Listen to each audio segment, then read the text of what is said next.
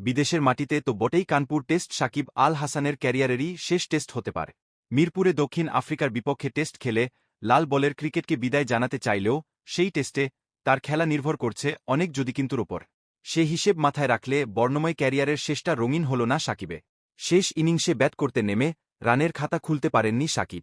প্রথম ইনিংসে বল হাতে সাফল্য পেলেও দ্বিতীয় ইনিংসে তেমন কিছুই করতে পারেননি। মঙ্গলবার ১ অক্টোবর কানপুর টেস্টের পঞ্চম দিনে বাংলাদেশকে ৭ উইকেটে হারিয়ে ২-০ ব্যবধানে হোয়াইটওয়াশ করেছে ভারত।